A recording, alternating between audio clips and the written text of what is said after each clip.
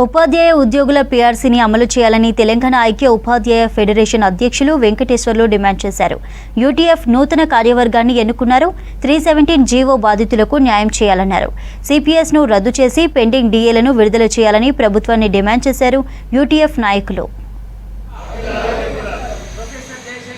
మే 10, 11 మహాసభ జరగాల్సినటువంటి 2 రోజుల మహాసభని ఒకటే రోజులో ఎన్నికలను కూడా పూర్తి చేసుకొని అప్రజాస్వామికంగా ఒక వర్గము వారి యొక్క అభ్యర్థిత్వాన్ని మరియు వారి యొక్క కమిటీని అప్రజాస్వామికంగా ఏర్పాటు చేసుకోవడం జరిగింది. దానికి నిరసనగా రాష్ట్ర కార్యవర్గ సమావేశాన్ని ఈరోజు ఏర్పాటు చేసుకున్నాము. తెలంగాణ ఐక్య ఉపాధ్యాయ ఫెడరేషన్ లో ప్రక్షాళన జరుగుతుంది. ఈ ప్రక్షాళనకు అనుకూలంగా మేము ఈరోజు అసలు సిసలైనటువంటి టీయూటీఎఫ్ రాష్ట్ర కమిటీని ఏర్పాటు చేసుకుంటున్నాము. ఆ కమిటీలో ఏర్పడినటువంటి అధ్యక్ష ప్రధాన కార్యదర్శులు మరియు ఆ కార్యవర్గ సభ్యులందరూ కూడా ఈ రోజు నుంచే తెలంగాణ ఐక్య ఉపాధ్యాయ ఫెడరేషన్ కార్యక్రమాలలో నిమగ్నమై సంఘాన్ని ముందుకు తీసుకుపోవడానికి సంసిద్ధులమై ఉన్నాము. అసలు సిసలైన తెలంగాణ ఏర్పాటులో మేము ఉన్నాము. ఇక్కడే తెలంగాణ ఐక్య ఉపాధ్యాయ ఫెడరేషన్ ఏర్పాటు చేయడం జరిగింది. ఇక్కడే